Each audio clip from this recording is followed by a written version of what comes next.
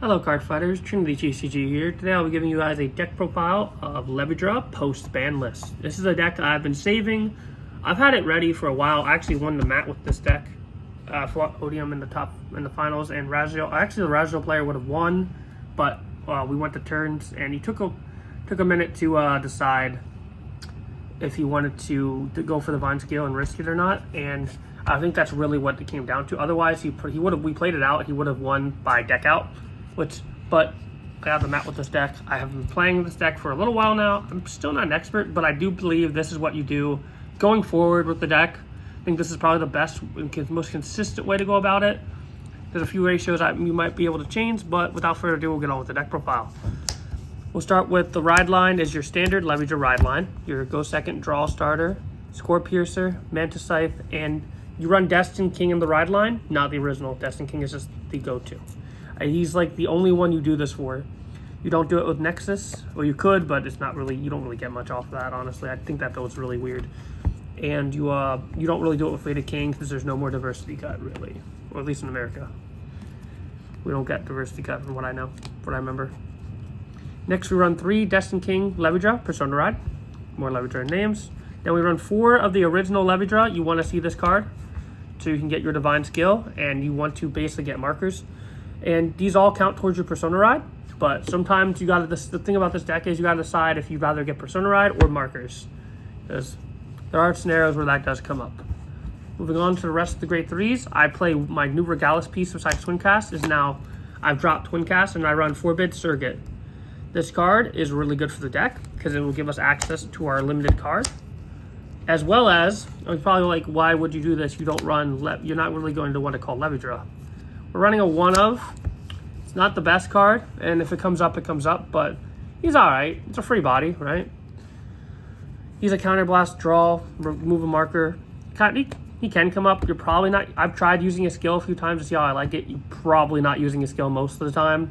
Like, it's 20% of the time it was useful. Other times I CB locked myself or just didn't get the value I wanted off it. So probably don't go for a skill as much, but you run it because it is a decent target and a skill can come up.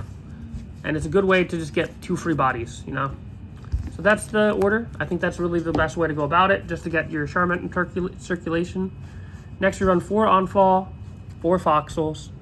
On-fall to look Energy Blast 2, like the top 2. Put 1 to hand, 1 to top or bottom, and then it can attack from back row if you don't have another one. Huli, I don't know why I call it Foxel, to call back your Foxels and other units from the drop zone like this and get 10k. And then this is something that I'm debating on. I was on 4. I cut it to 3. I think 3 is fine, but you could probably jump this or drop the next card. I think I've settled on 3 because of the next card I'm running. So the Dual Nation card lets you look at the top card of your deck, counterblast, and call a grade 2 or greater card from your drop zone. So that's it for our grade 2s. Moving on to grade 1, 3 Habitat. Just, if you know, you know, Habitat's like the best card, the best generic order in Trachea. You could run 2 if you wanted to bump the next card or her up by 1, but I'm trying out, I think 3 works best for me, personally. 4 orders isn't that bad. And yeah, we'll make this nice and quick because I have a lot of deck profiles I want to get out today because I'm really behind. So much stuff has been coming up. And now I have to find a new way to get down to Georgia for the trip. Because my ride is had a last minute family emergency, so I might not be able to go down to Georgia. But I'm gonna try and find a way. Anyway, Inquisitive Squirrel, 2 copies. I think 2 is the ratio that's just everyone's on, and also this is what I like best as well. It's if you don't know its effect, it can, when boosted, end the battle, Soul Blast, move it to another Infinity marker, and it gets 10k. Good way to attack with it, as well as boost with it. 3 Foxhole. You could run 4. 3's been working out just fine. You can, if you see 1, you basically always call it back whenever you need it. And it's not 100% mandatory, but it is nice to have. So you run 3. Then we're running 3 Perfect Guards and 1 Sanctitude that counts as Perfect Guard. All right. Finally, the triggers. We run Blessed Favor. This can be whatever over trigger you want. I think Blessed Favor works the best in my opinion. 3 front triggers because draws are a lie. 8 crit and 4 heal. And that is the Levidra deck profile post ban list. Honestly, the ban list didn't hurt this thing. It just somewhat hurt the consistency and slowed it down. Unlike Bob Sager, and who got slapped on the... It's funny how the two S tier decks, or Levidra was pretty high. I don't remember if it was exactly S, but I know Bob is S.